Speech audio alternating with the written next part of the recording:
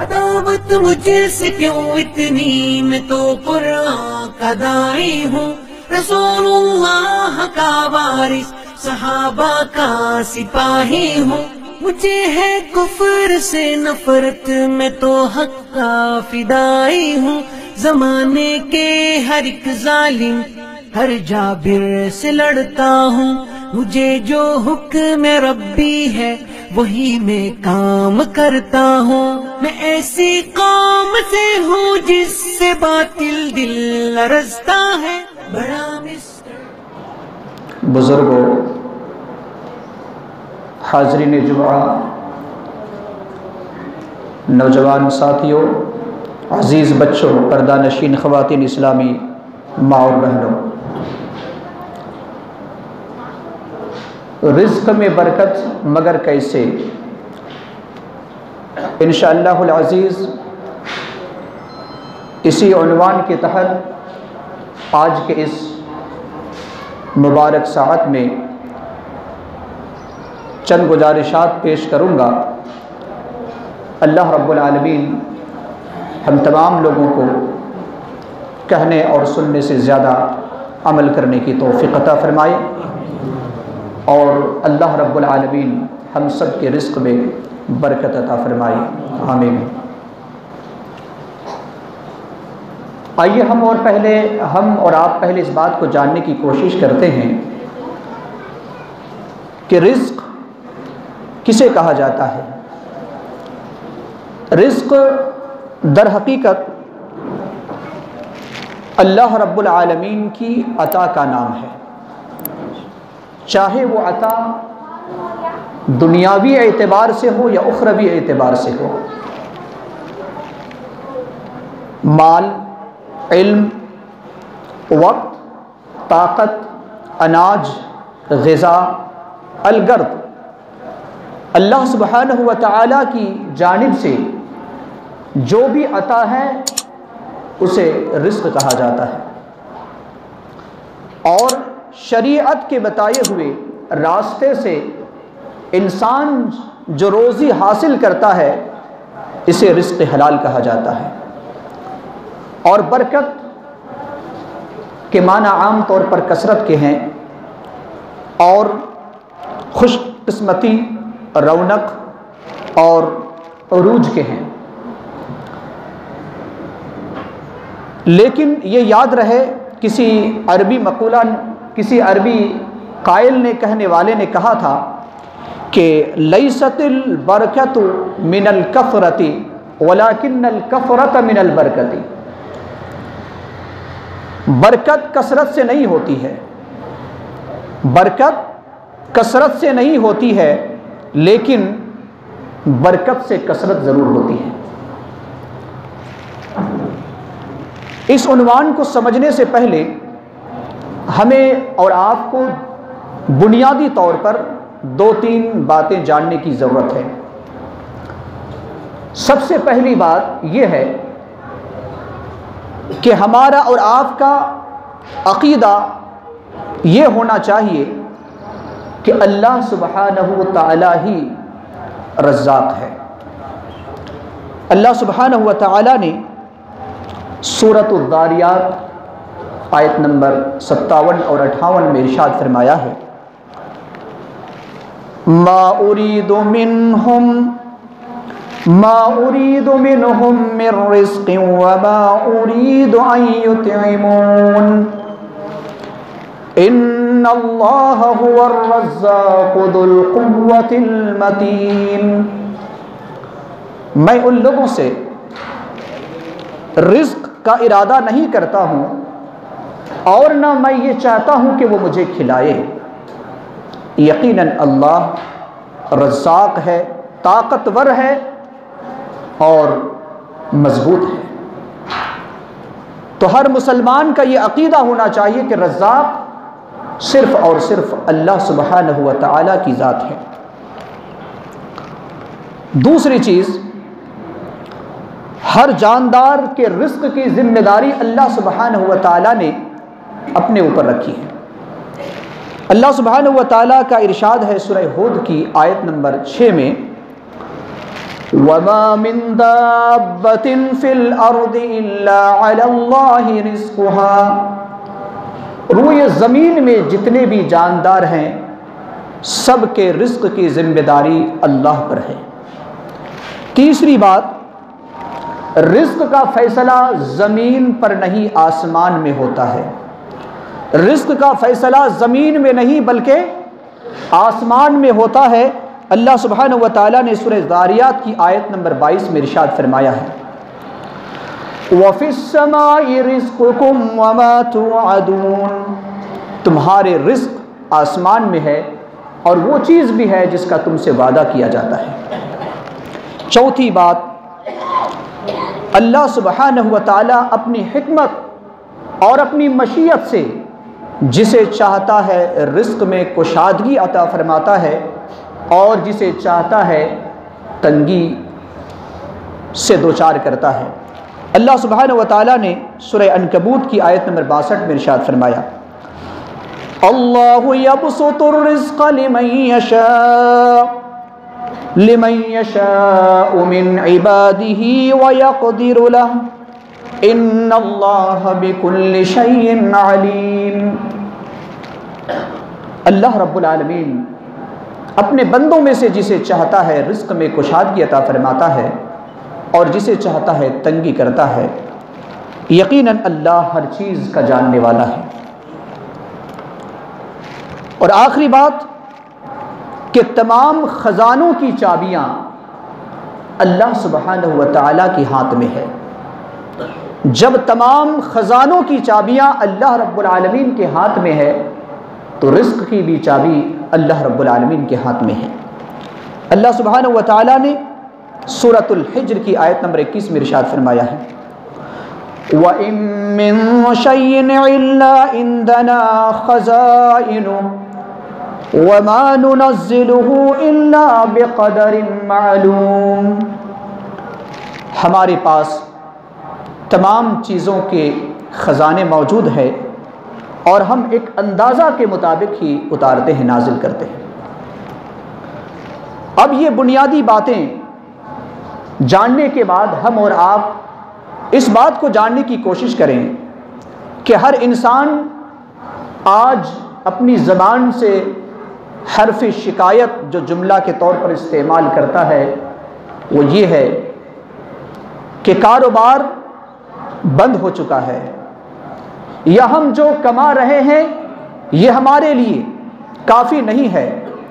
بالخصوص ان ایام میں جو پوری دنیا کی معیشت ان پر بہت ہی برا اثر پڑا ہے، تو اللہ سبحانہ و تعالیٰ نے کیا اس کا حل نہیں رکھا ہے؟ کون کون سے حل اللہ رب العالمین نے اور پیارے نبی جناب محمد الرسول اللہ صلی اللہ علیہ وسلم نے رکھا ہے، ہم اس کو جاننے کی کوشش کریں گے، جس میں ہمارے رزق میں کشادگی بھی ہو اور ہمارے رزق میں برکت بھی ہو۔ جو انسان پریشان حال ہے اگر ان نسخوں کو اپنائیں تو یقیناً اللہ رب العالمین کا نسخہ اپنایا ہوا انسان کبھی بھی ناکام اور نامراد نہیں ہو سکتا ہے بلکہ وہ کامیاب ہوگا۔ سب سے پہلا سبب، اگر کوئی انسان رزق میں برکت چاہتا ہو یا رزق حاصل کرنا چاہتا ہو، اگر کسی کو نوکری چاہیے، کسی کو ملازمت چاہیے، کسی کو کام چاہیے، تو سب سے پہلا سبب قرآن مقدس کے اندر جو بتایا گیا ہے وہ ہے ایمان اور عمل صالح۔ اگر کوئی انسان ایمان لاتا ہے اور نیک عمل کرتا ہے تو اللہ رب العالمین اس کی زندگی کو خوشگوار بناتا ہے، اور یہ وعدہ اللہ سبحانہ و تعالیٰ کا ہے۔ اللہ سبحانہ و تعالیٰ نے سورہ نحل کی آیت نمبر 97 غالباً 97 کے اندر ارشاد فرمایا ہے۔ اللہ رب العالمین کا ارشاد ہے من عمل صالحا من ذکر او انثى وهو مؤمن فلنحيينه حياة طیبہ، جو شخص نیک عمل کرے خواہ وہ مرد ہو یا عورت، اس حال میں کہ وہ مومن ہے تو ہم اسے بہترین زندگی عطا فرماتے ہیں۔ اللہ رب العالمین کہتا ہے کہ ہم اسے بہترین زندگی عطا فرماتے ہیں، حیاتاً طیبہ، خوشگوار زندگی اللہ عطا فرماتا ہے۔ اور خوشگوار زندگی اسی وقت ہو سکتی ہے جب انسان رزق کے معاملہ میں، معیشت کے معاملہ میں، روزی کمانے کے معاملہ میں بے فکر ہو جائے۔ تو ایمان اور عمل صالح اگر کوئی انسان کرتا ہے، لاتا ہے، تو یقیناً اس انسان کی زندگی اللہ رب العالمین کے وعدہ کے مطابق خوشگوار، اس کی زندگی خوشگوار ہو جاتی ہے۔ اور اس کے برعکس اگر کوئی انسان اللہ کو بھول جاتا ہے تو اللہ رب العالمین اس کی زندگی میں تنگی کا راستہ مہیا کر دیتا ہے۔ اللہ سبحانہ و تعالیٰ نے سورہ طٰہٰ کی آیت نمبر 124، 25 اور 26 تین آیتوں میں اللہ رب العالمین نے مسلسل ارشاد فرمایا ہے۔ اللہ رب العالمین کا ارشاد ہے وَمَنْ أَعْرَضَ عَنْ ذِكْرِي فَإِنَّ لَهُ مَعِيشَةً ضَنْكًا وَنَحْشُرُهُ يَوْمَ الْقِيَامَةِ أَعْمَى قَالَ رَبِّ لِمَ حَشَرْتَنِي أَعْمَى وَقَدْ كُنْتُ بَصِيرًا قَالَ كَذَلِكَ أَتَتْكَ آيَاتُنَا فَنَسِيتَهَا وَكَذَلِكَ الْيَوْمَ تُنْسَى۔ اللہ رب العالمین فرماتا ہے کہ جو بندہ میرے ذکر سے منہ موڑ لیتا ہے، ایمان کے بجائے کفر کو جگہ دیتا ہے، عمل صالح کے بجائے برے عمل کی طرف جاتا ہے، تو ہم اس کی زندگی کو خوشگوار نہیں بلکہ تنگ بنا دیتے ہیں۔ اللہ رب العالمین اس کی زندگی میں تنگی لاتا ہے۔ یہ دنیاوی سزا ہے، اور اخروی سزا کے اعتبار سے اللہ رب العالمین نے فرمایا کہ بروز قیامت اس بندہ کو اندھا بنا کر اٹھایا جائے گا۔ وہ بندہ کہے گا اے میرے رب، دنیا میں میں دیکھنے والا تھا اور آج تو نے ہمیں کیوں اندھا بنایا؟ اللہ رب العالمین کہے گا کہ اسی طرح تمہارے پاس دنیا میں ہماری آیتیں آئی تھی لیکن تم نے بھلا دیا، آج بھی تم بھلا دیے جاؤ گے۔ تو اللہ رب العالمین کو اگر کوئی ذکر کرتا ہے، ایمان کے ساتھ عمل صالح کرتا ہے، تو اللہ رب العالمین اس کی زندگی کو خوشگوار بناتا ہے۔ اس کے برعکس اللہ رب العالمین کے ساتھ اگر کوئی کفر کرتا ہے اور نیک عمل کے بجائے برا عمل کرتا ہے تو اللہ رب العالمین اس کی زندگی میں تنگی مہیا کر دیتا ہے۔ دوسرا سبب ہم رزق کس طریقے سے حاصل کر سکتے ہیں، یا تو پھر ہمارے لیے وہ راستہ کیسے آسان ہو سکتا ہے، دوسرا سبب ہے تقوی۔ اللہ سبحانہ و تعالیٰ نے سورۃ الطلاق کی آیت نمبر 2 اور 3 میں ارشاد فرمایا وَمَن يَتَّقِ اللَّهَ يَجْعَل لَّهُ مَخْرَجًا وَيَرْزُقْهُ مِنْ حَيْثُ لَا يَحْتَسِبُ، اور جو شخص تقوی اختیار کرتا ہے، اپنے دل کے اندر اللہ کی خشیت اور اللہ کا ڈر رکھتا ہے، اللہ رب العالمین اس کے تمام راستے کو آسان کر دیتا ہے اور ایسی جگہ سے رزق عطا فرماتا ہے کہ وہ انسان گمان بھی نہیں کر سکتا۔ اگر کوئی انسان تقوی اختیار کرتا ہے تو اللہ رب العالمین اس کے لیے راستہ آسان کر دیتا ہے۔ تو اپنے رزق کے راستہ کو کوئی آسان کرنا چاہتا ہو یا تو پھر رزق میں برکت حاصل کرنا چاہتا ہو تو ضروری ہے کہ وہ بندہ تقوی اختیار کرے۔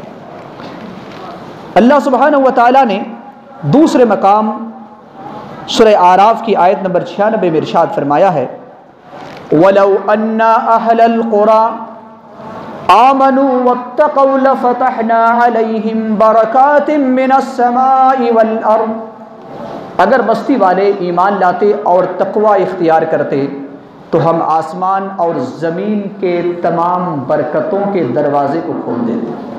اللہ رب العالمین تمام برکتوں کے دروازوں کو کھول دیتا اگر انسان ایمان لاتے اور تقوی اختیار کرتے۔ یہاں پر اہل القرآ کا لفظ استعمال ہوا ہے۔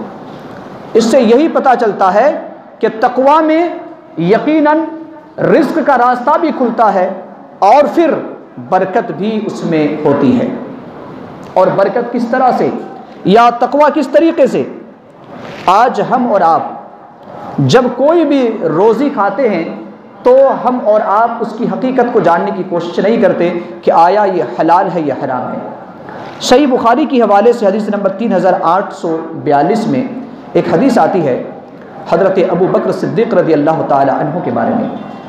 ام المومنین عائشہ صدیقہ رضی اللہ تعالی عنہ فرماتی ہیں کہ حضرت ابو بکر صدیق رضی اللہ عنہ کا ایک غلام تھا اور اس نے اچانک کوئی کھانے کی چیز حضرت ابو بکر صدیق رضی اللہ تعالی عنہ کے پاس لایا۔ ابو بکر رضی اللہ عنہ نے وہ کھانا شروع کر دی۔ اب اس کا غلام کہتا ہے اے میرے آقا کیا آپ کو معلوم ہے کہ یہ رزق کہاں سے آیا ہے؟ یہ کھانے کی چیز کہاں سے آئی ہے، کیا آپ کو معلوم ہے؟ ابو بکر نے کہا نہیں مجھے نہیں معلوم۔ کہا کہ میں زمانہ جاہلیت میں ایک آدمی کے ساتھ کہانت کیا تھا، میں کاہن بن گیا تھا اور کچھ باتیں بتایا تھا۔ اس وقت انہوں نے مزدوری نہیں دی تھی اور حالانکہ میں کہانت کا کچھ بھی نہیں جانتا تھا، میں یوں ہی بنا کر باتیں پیش کر دیا جس طریقے سے آج عامل لوگ کرتے ہیں کہ تمہارے فلاں دشمن ہے، تمہارے گھر کے بازو میں ہے، یا اس طریقے سے تمہیں فلاں نسخہ بتایا جاتا ہے۔ تو کہا کہ میں اسی طریقے سے بتا دیا تھا اور وہ مزدوری مجھے آج ملی ہے۔ ام المومنین عائشہ صدیقہ رضی اللہ تعالی عنہ فرماتی ہیں کہ حضرت ابو بکر صدیق رضی اللہ تعالی عنہ نے اپنی انگلی کو حلق میں ڈالا اور کھایا ہوا جو غذا تھی اس کو باہر نکال کر پھینک دی۔ یہ تقویٰ تھا حضرت ابو بکر صدیق رضی اللہ تعالی عنہ کا۔ آج ہم کتنے حرام جاننے کے باوجود کہ یہ حرام چیز ہے ہم اس کی طرف توجہ نہیں دیتے، ہم ڈکار دیتے ہیں، ہضم کر دیتے ہیں اور ہم سوچتے بھی نہیں ہیں کہ آیا یہ حلال ہے یا حرام ہے۔ لہٰذا تقویٰ کے لیے ضروری ہے کہ انسان رزق حلال کا استعمال کرے۔ اور ایک چیز، اگر ہم اور آپ رزق میں برکت یا رزق کا راستہ آسان پانا چاہتے ہیں تو شکر گزاری کا مادہ اپنے پاس رکھیں۔ آج انسان کو اللہ رب العالمین بہت کچھ عطا کرتا ہے، لیکن جب اس سے پوچھا جاتا ہے تو فوراً وہ انسان اللہ رب العالمین کی ناشکری ادا کرتا ہے۔ اور ابھی میں ان لوگوں سے بھی کہتا ہوں جو کاروبار کرنے والے ہیں، جو باغ والے ہیں، ایک سال اگر اسے نقصان ہو جائے تو نقصان کا پتہ پورے شہر والوں کو معلوم ہو جاتا ہے کہ 10 لاکھ کا نقصان ہو گیا، 5 لاکھ کا نقصان ہو گیا۔ کیوں؟ وجہ یہ ہے کہ ناشکری کا مادہ اس کے پاس ہے، اور جب اسے 10 لاکھ کا فائدہ ہوتا ہے تو اس فائدہ کو کسی کے سامنے بیان نہیں کیا جاتا۔ یہ آج ہمارا اور آپ کا مزاج بنا ہوا ہے۔ لہٰذا ایسا نہیں ہونا چاہیے، بلکہ ناشکری کا نہیں بلکہ شکر کا مادہ ہمارے اور آپ کے پاس ہونا چاہیے۔ اور سورہ ابراہیم میں اللہ رب العالمین نے ارشاد فرمایا ہے وَإِذْ تَعَذَّنَ رَبُّكُمْ لَئِن شَكَرْتُمْ لَأَزِيدَنَّكُمْ وَلَئِن كَفَرْتُمْ إِنَّ عَذَابِي لَشَدِيدٌ۔ اور تم سب کے رب نے تمہیں اس بات کا حکم دیا ہے کہ تم اگر شکر ادا کرو گے تو اللہ کہتا ہے میں تمہیں زیادہ کر دوں گا، اور اگر ناشکری کرو گے تو میرا عذاب بڑا سخت ہے۔ اللہ رب العالمین نے کہا کہ اگر کوئی بندہ شکر ادا کرتا ہے تو اللہ رب العالمین اس میں اضافہ فرماتا ہے، اور اگر کوئی ناشکری کرتا ہے تو اللہ رب العالمین اس کام سے یا اس مال سے جس مال میں وہ ناشکری کرتا ہے برکت کو نکال دیتا ہے۔ اسی طرح ایک انسان کو چاہیے کہ اللہ رب العالمین پر مکمل توکل رکھے، اور کوئی مکمل توکل رکھتا ہے تو اللہ رب العالمین اسے رزق کا راستہ آسان کر دیتا ہے۔ سنن ترمذی حدیث نمبر 2344 میں یہ حدیث موجود ہے۔ عمر بن خطاب رضی اللہ تعالی عنہ اس حدیث کے راوی ہیں، فرماتے کہ اللہ کے رسول صلی اللہ علیہ وسلم نے ارشاد فرمایا لو توکلون علی اللہ حق توکلہ لرزقکم کما یرزق الطیر تغدو خماسا وتروح بطانا۔ اگر تم اللہ پر اسی طرح بھروسہ کرو جس طریقے سے بھروسہ کرنے کا حق ہے تو اللہ رب العالمین تمہیں ٹھیک اسی طرح رزق عطا فرمائے گا جس طریقے سے پرندوں کو رزق عطا فرماتا ہے۔ پرندے صبح خالی پیٹ نکل کر کے جاتے ہیں اور واپسی میں اس کے پیٹ بھرے ہوئے ہوتے ہیں۔ لہٰذا ہمیں اور آپ کو مکمل اللہ رب العالمین پر توکل رکھنا چاہیے۔ اور اسی طریقے سے ایک سبب یہ ہے کہ انسان اپنے رزق کے راستے کے لیے یا برکت کے لیے دعائیں کرے۔ اللہ کے رسول صلی اللہ علیہ وسلم دعا فرمایا کرتے تھے۔ صحیح مسلم حدیث نمبر 1373 میں موجود ہے۔ آپ صلی اللہ علیہ وسلم کی دعا ہے، اللہم بارک لنا فی مدینتنا وفی ثمارنا وفی مدنا وفی ساعنا۔ اے اللہ تو ہمارے شہر میں برکت عطا فرما، اے اللہ تو ہمارے مد اور سا اور ہمارے پھلوں میں برکت عطا فرما۔ نبی صلی اللہ علیہ وسلم دعا مانگا کرتے تھے۔ اور جب کسی خیاط نے، کسی درزی نے نبی صلی اللہ علیہ وسلم کو دعوت دی تو آپ صلی اللہ علیہ وسلم اس دعوت میں تشریف لے گئے اور اس کے حق میں بھی آپ نے دعا دی، جس دعا کو امام مسلم رحمہ اللہ نے حدیث نمبر 2042 میں نقل کیا ہے، اللہم بارک لہم فیما رزقتہم واغفر لہم وارحمہم۔ اے اللہ جو تو نے اس پر عطا کیا ہے اس میں برکت عطا فرما، ان کی مغفرت فرما اور ان پر رحم فرما۔ اللہ کے رسول صلی اللہ علیہ وسلم جب دعوت میں جاتے تھے تو اس دعا کو پڑھا کرتے تھے۔ لہٰذا ہماری اور آپ کی ذمہ داری ہے کہ خود اپنے لیے بھی برکت کی دعا کریں اور جو دعوت دے ان کے لیے بھی، ان کے حق میں بھی برکت کی دعا کریں، کیونکہ دعا بھی ایک ذریعہ ہے برکت حاصل کرنے۔ اسی طرح سے ایک اور راستہ یہ ہے کہ انسان اللہ کی راہ میں خرچ کرے، اور جب بندہ اللہ کی راہ میں خرچ کرتا ہے تو اللہ سبحانہ و تعالیٰ دنیا میں بھی اسے عطا فرماتا ہے اور آخرت میں بہتر بدلہ بھی اللہ رب العالمین عطا فرمائے گا۔ اللہ رب العالمین نے سورہ سبا کی آیت نمبر 39 میں ارشاد فرمایا ہے، وَمَا أَنفَقْتُم مِّن شَيْءٍ فَهُوَ يُخْلِفُهُ وَهُوَ خَيْرُ الرَّازِقِينَ۔ تم جو چیز خرچ کرتے ہو اللہ رب العالمین اسے تمہیں دنیا ہی میں عطا فرمائے گا اور وہ بہترین رزق عطا کرنے والا ہے۔ لہٰذا کوئی اللہ کی راہ میں خرچ کرتے ہوئے تنگی محسوس نہ کرے، کیونکہ اللہ رب العالمین دنیا میں بھی عطا فرماتا ہے، کیونکہ اللہ بہترین رزق عطا کرنے والا ہے۔ اسی طریقے سے اگر کوئی بندہ اللہ کی راہ میں خرچ کرتا ہے تو فرشتے اس کے حق میں دعائے خیر کرتے ہیں۔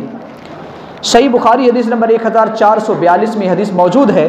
ابو ہریرہ رضی اللہ تعالی عنہ فرماتے ہیں کہ اللہ کے رسول صلی اللہ علیہ وسلم نے ارشاد فرمایا، ہر صبح 2 فرشتے اترتے ہیں، ہر صبح 2 فرشتے اترتے ہیں، اور ان کی ذمہ داری یہ ہوتی ہے کہ جو اللہ کی راہ میں خرچ کرتا ہے اس کے حق میں دعا دینا۔ وہ کیا کہتا ہے، اللہم آتی منفقا خلفا، اے اللہ خرچ کرنے والے کے مال میں اضافہ فرما۔ اور دوسرا کہتا ہے، اللہم آتی ممسکا تلفا، اے اللہ جو تیری راہ میں خرچ نہیں کرتا ہے اس کے مال کو تباہ کر دے۔ دعا کرنے والے کون؟ فرشتے، جن کی دعائیں رد نہیں ہوتی وہ فرشتے دعا کرتے ہیں۔ اگر کوئی انسان برکت حاصل کرنا چاہتا ہو تو اللہ کی راہ میں خرچ کرنا ضروری ہے۔ اسی طریقے سے انسان کو چاہیے کہ صبح کے وقت اپنے کاروبار کو شروع کرے، فجر کی نماز کو، اور اس سے پہلے اگر ہو سکے تو نماز تہجد کو ادا کرے، اور فجر سے پہلے 2 رکعت سنت مؤکدہ کو ادا کرے، با جماعت 2 رکعت فرض نماز ادا کرے، اور پھر اپنا کاروبار کا آغاز کرے، کیونکہ اللہ کے رسول صلی اللہ علیہ وسلم نے ایسے انسان کے حق میں برکت کی دعا کی ہے۔ صخر الغامدی رضی اللہ تعالی عنہ ایک تاجر تھے نبی صلی اللہ علیہ وسلم کے زمانے میں، اور وہ اپنے کاروبار کا آغاز صبح کے وقت کیا کرتے تھے، اور اللہ رب العالمین نے اتنی برکت دی کہ تھوڑے ہی دنوں کے اندر بہت سارے مال کے مالک بن گئے۔ اللہ کے رسول صلی اللہ علیہ وسلم کی حدیث ہے، اللہم بارک لامتی فی بکورہا، یہ سنن ابو داؤد حدیث نمبر 2606 میں موجود ہے۔ بعض محدثین نے اس حدیث کو ضعیف بھی قرار دیا ہے، لیکن کئی محدثین نے اس حدیث کو صحیح بھی کہا ہے، جس کا مطلب ہے اے اللہ میری امت کے صبح کے وقت برکت عطا فرما، میری امت کے صبح کے وقت برکت عطا فرما۔ لہٰذا انسان کی ذمہ داری ہے کہ نبی کی دعا پانے کے لیے صبح کے وقت کاروبار شروع کرے۔ اسی طریقے سے اپنے والدین کے ساتھ حسن سلوک کرے اور رشتہ داروں کے ساتھ صلہ رحمی کرے۔ اگر کوئی اپنی عمر میں اور اپنے رزق میں اضافہ چاہتا ہے تو اسے چاہیے کہ اپنے والدین کی خدمت کرے اور رشتہ کو توڑے نہ بلکہ رشتہ کو جوڑے۔ حدیث مسند احمد حدیث نمبر 13425 میں موجود ہے۔ انس بن مالک رضی اللہ تعالی عنہ اس حدیث کے راوی ہیں، فرماتے کہ اللہ کے رسول صلی اللہ علیہ وسلم نے فرمایا من سرہ ان یمد لہ فی عمرہ ویزاد فی رزقہ فلیبر والدیہ ولیصل رحمہ۔ جو شخص چاہتا ہو کہ اس کی عمر میں اضافہ ہو اور اس کے رزق میں برکت ہو یا اس کے رزق میں اضافہ ہو تو اپنے والدین کے ساتھ حسن سلوک کرے اور رشتہ داری کے ساتھ صلہ رحمی کرے۔ اور انسان کو چاہیے کہ قناعت کرے، لالچ سے بچے، قناعت کرے۔ اللہ رب العالمین نے جو عطا کیا ہے اس پر بندہ راضی ہو جائے، کیونکہ جب ایک انسان اللہ رب العالمین کے فیصلے پر راضی ہوگا تو یقیناً اللہ رب العالمین اس بندے کے رزق میں اور اس بندے کے روزی میں اللہ رب العالمین برکت عطا فرمائے گا۔ اور قناعت اسی وقت آئے گی جب ایک انسان نبی صلی اللہ علیہ وسلم کے نسخہ کو اپنائے گا، اور نسخہ یہ ہے، آپ صلی اللہ علیہ وسلم نے فرمایا، صحیح مسلم حدیث نمبر 2963 میں ہے کہ انظروا الی من هو اسفل منکم۔ قناعت تمہیں اس وقت آئے گی، تمہیں صبر اس وقت آئے گا، اور اللہ نے جو بھی عطا کیا ہے تم وہ اس سے خوش اس وقت ہوگے جب کہ تم دیکھو گے اس کی طرف جو تم سے نیچے ہے۔ اللہ رب العالمین نے آپ کو جتنا مالدار بنایا ہے، آپ سے اپنے نیچے کی طرف دیکھیں گے۔ آپ صلی اللہ علیہ وسلم نے فرمایا کہ اس وقت تمہیں قناعت آئے گی اور اسی وقت تم رب کے فیصلے سے راضی ہوگے کہ اللہ رب العالمین نے مجھے بہت اچھا رکھا ہے۔ اور اگر ایک بندہ دوسرے کی طرف دیکھتا ہے تو یقیناً اللہ کے رسول صلی اللہ علیہ وسلم نے فرمایا وَلَا تَنْظُرُوا إِلَى مَنْ هُوَ فَوْقَكُمْ۔ جو تم سے اوپر ہے اس کی طرف مت دیکھو، جو تم سے اچھی حالت میں ہے اس کی طرف مت دیکھو۔ مسلمانوں، ہمیں اور آپ کو جو نبی صلی اللہ علیہ وسلم نے نسخہ بتایا ہے کہ دینی معاملات میں ہمیں اور آپ کو سبقت کرنا ہے، اور ہم سے جو اچھے ہیں اس سے بھی اچھے بننے کی کوشش کرنی ہے۔ اور دنیاوی اعتبار سے ہمیں اور آپ کو قناعت اس وقت آئے گی جب ہم اور آپ اپنے سے نیچے والے لوگوں کی حالت کی طرف دیکھیں گے کہ اللہ رب العالمین نے اس سے ہمیں خوشحال رکھا ہے۔ یقیناً اس وقت ہمیں قناعت آئے گی اور اللہ نے جس حالت پر رکھا ہے ہم اور آپ راضی ہو جائیں گے۔ اور ایک انسان کو جب برکت ہوتی ہے تو یہ برکت کے فوائد میں سے ہیں کہ جب ایک انسان کو برکت ہوتی ہے تو وہ انسان خوشحال ہو جاتا ہے۔ آپ خوشحال ہوں گے، آپ کے اہل و عیال خوشحال ہوں گے، آپ کی نسل خوشحال ہوگی۔ اور اس کی مثال علامہ ابن الجوزی رحمہ اللہ فرماتے ہیں، سیرت عمر بن عبد العزیز کے صفحہ نمبر 298 میں ایک واقعہ آتا ہے کہ عبد الرحمن بن قاسم کے حوالے سے ابن الجوزی رحمہ اللہ فرماتے ہیں کہ مجھے عبد الرحمن بن قاسم نے ایک واقعہ بیان کیا، اور وہ واقعہ عمر بن عبد العزیز اور ہشام بن عبد الملک کا ہے۔ عمر بن عبد العزیز جس وقت وہ انتقال کر رہے تھے اور اس کی اولاد کو ترکہ میں جو مال آ رہا تھا صرف اور صرف 9 درہم 19 درہم مال آ رہا تھا، ایک بیٹا کے ترکہ میں صرف 19 درہم مال آ رہا تھا۔ اور ہشام بن عبد الملک جب اس کا انتقال ہو رہا تھا اور ترکہ میں جو مال آ رہا تھا وہ 10 لاکھ درہم آ رہا تھا۔ لیکن یہ خود بتاتے ہیں، عبد الرحمن بن قاسم فرماتے ہیں کہ میں نے ان کی اولاد کو دیکھا، میں نے ان کی اولاد کو دیکھا، عبد العزیز کی اولاد کو میں نے دیکھا کہ ان کی اولاد کو اللہ رب العالمین نے اتنی برکت عطا فرمائی کہ ایک جنگ ہوئی، ایک لڑائی ہوئی، اور جب لڑائی میں مال خرچ کرنے کی ضرورت پڑی تو انہوں نے 100 گھوڑے وقف کیے، 100 گھوڑے وقف کیے، جس کو ترکہ میں صرف 19 درہم ملا تھا۔ دوسری طرف ہشام بن عبد الملک کی اولاد کو میں نے دیکھا کہ وہ راستے پر بھیک مانگ رہے ہیں، راستے پر بھیک مانگ رہے ہیں۔ لہٰذا ہم اور آپ اگر چاہتے ہیں کہ ہمیں برکت ہو، ہماری اولاد کو بھی برکت ہو، ہماری نسل کو بھی برکت ہو، تو یہ چند اسباب جو بیان کیے گئے ہیں، ان اسباب کو اپنانے کی ضرورت ہے۔ اللہ رب العالمین ہم تمام لوگوں کو کتاب و سنت کے مطابق زندگی گزارنے کی توفیق عطا فرمائے۔ اللہ رب العالمین ہماری زندگی کو خوشحال کی زندگی بنائے، دنیا میں بھی خوشگوار زندگی ہو اور آخرت میں بھی خوشگوار زندگی ہو۔ الہ العالمین ہماری زندگی کو تنگی سے تو نجات عطا فرما۔